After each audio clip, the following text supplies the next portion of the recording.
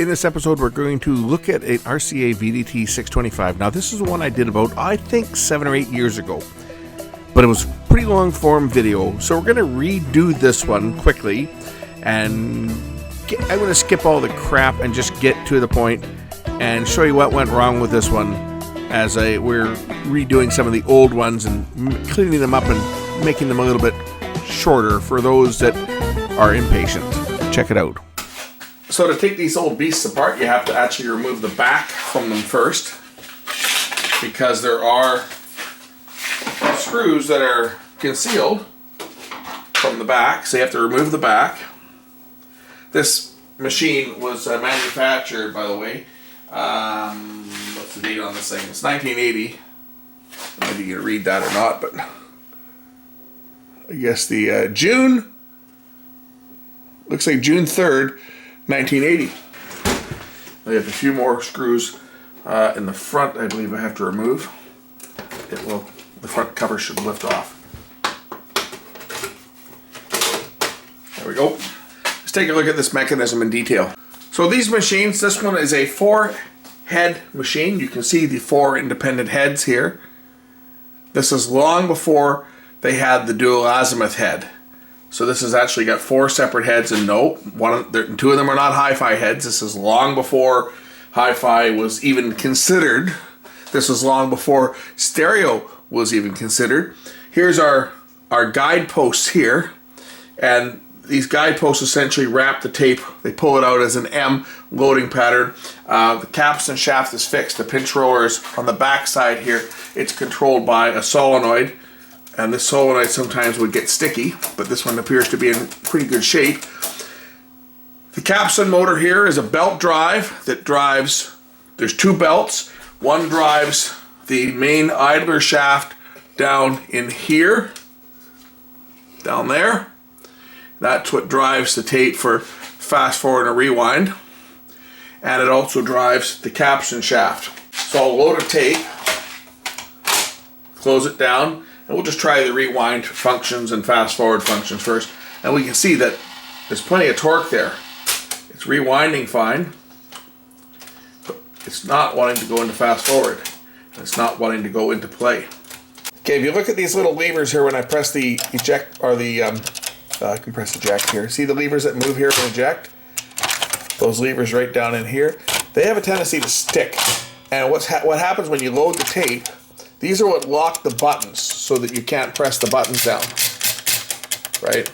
And when you load in a tape, these are supposed to spring back, but they're not. And if I just go in here and give them a little push, so you'll see them here, right?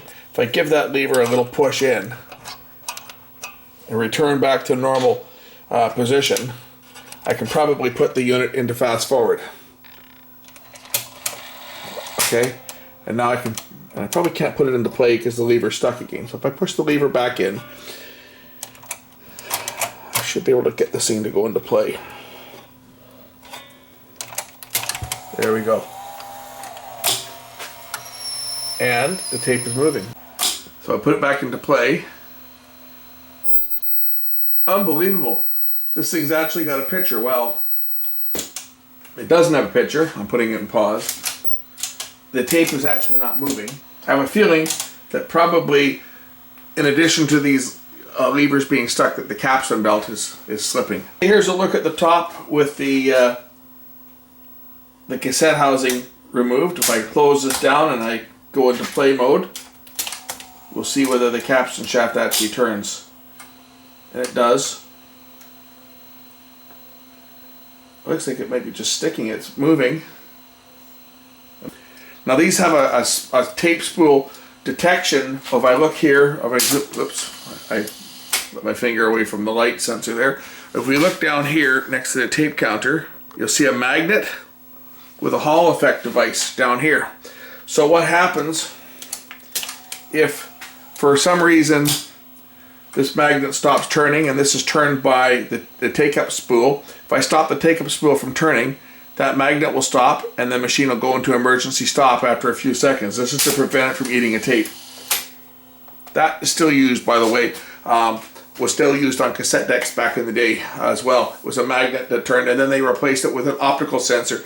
I don't know if that was a good thing or not, because the optical sensors tended to give more problem than the Hall effect sensor with the rotating magnet. Just want to see why the tape's not moving. It's sticking.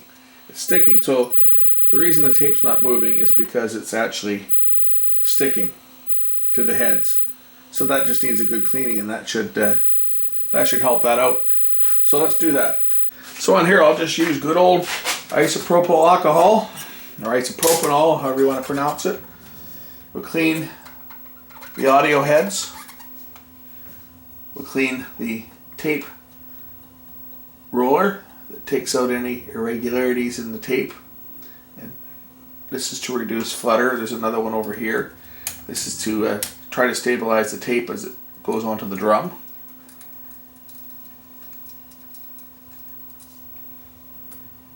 And then we'll clean the lower drum, avoiding the video heads.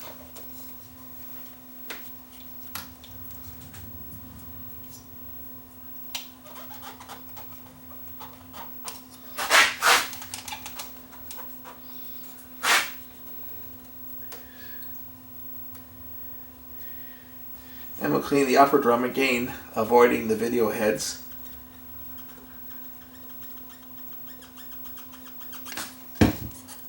Clean the pinch roller.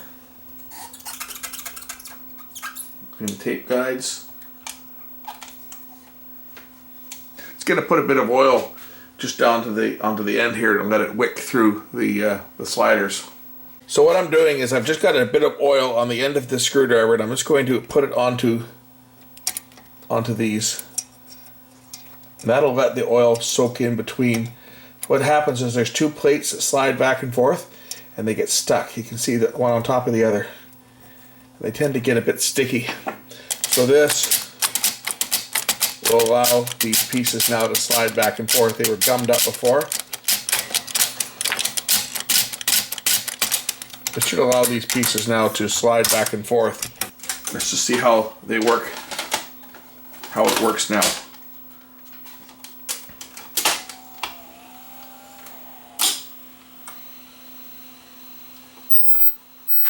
And it's actually playing not too bad. Where's my tracking control on this thing? Tracking controls on the front. I would say that is actually, it's working pretty good. Next thing I'm going to do is I think the pinch roller probably could use a bit of rubber renew on it, so we'll get that out and we'll just put some rubber renew on here. That'll take the shine off of this thing and give it a little bit more little more grip. So we're just going to wipe the roller down,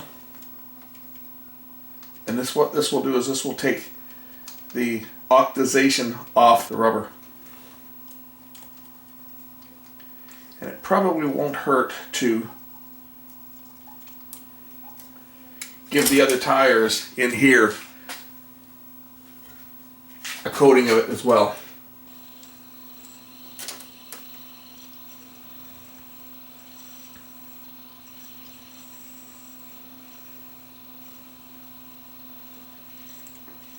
I can feel the torque coming up now as the tire gets polished up. Now it's getting harder and harder to stop it. Okay, and we'll try rewind. Oops, go to this side. And yeah, rewind's got lots of torque. Lots of torque on rewind. Okay, got the cassette compartment back together.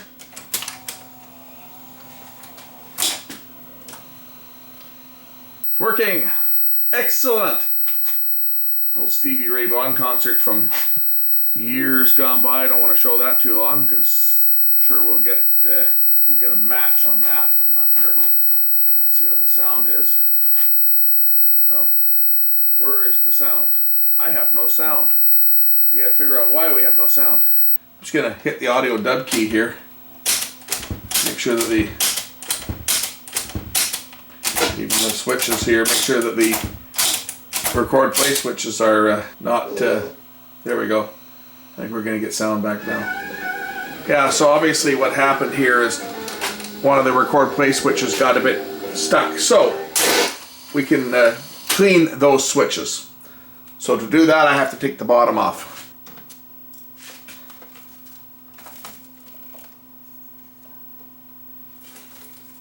Okay, and here's all the belts in here, as you'll see. So we've got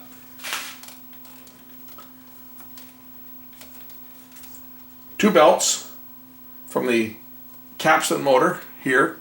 One drives the Capstan supply or Capstan shaft, and this belt's actually in good shape. It's not loose. And here's the other belt that drives the real drive pulley over here.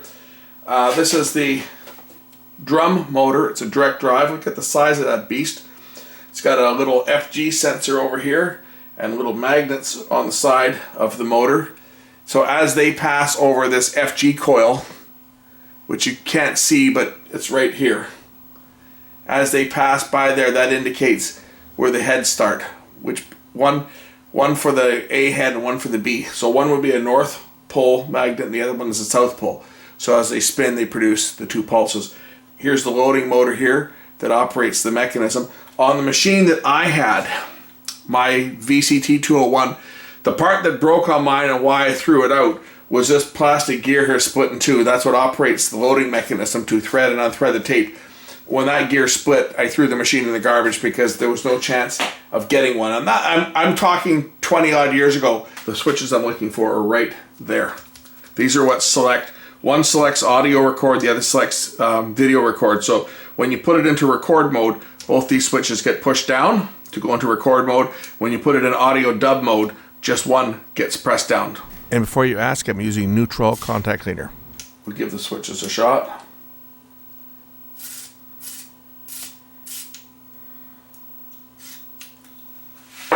And then we'll operate the switches. And sync up. There we go. It's going to sync up here. It takes a second to lock in.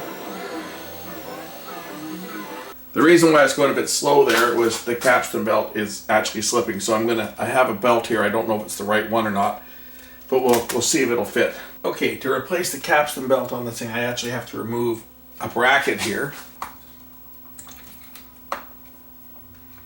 Cost of repair is a factor for the owner, so I want to keep his cost down, so I'll only replace the one belt if I can get away with just replacing the one belt. So we'll take that out of the way for now and pull the old belt out. And a new belt, I hope, is going to be good enough. It's tighter.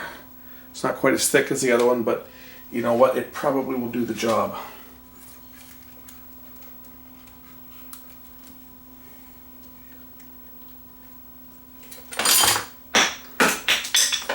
As I drop all my tools on the floor.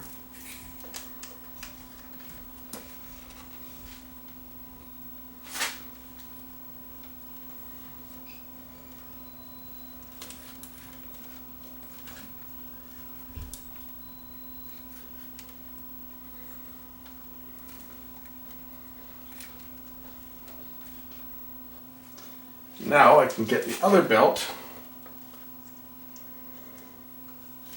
back around the drive pulley.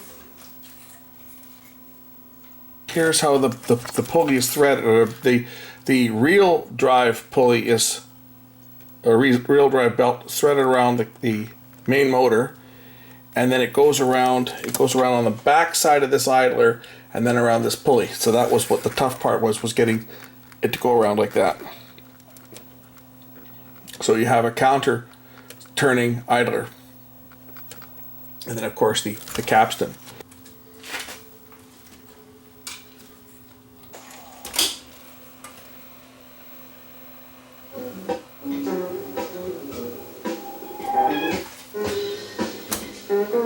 And as you can see, now that this thing's back together, it's playing perfect. And now we have it playing my color bar tape with tone. Playing it perfect. I'm going to make a recording on this. To record, you press the record and play together. I'm going to record my video. And then we'll switch it down to the EP speed. stop, rewind, back to the beginning, and there it is. There's the playback. Looking pretty darn good to me. I wouldn't be complaining.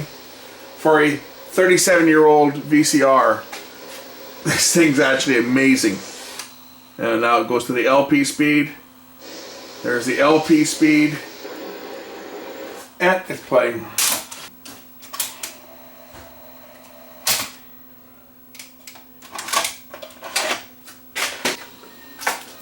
Hope you enjoyed this video, and we'll catch you in the next one.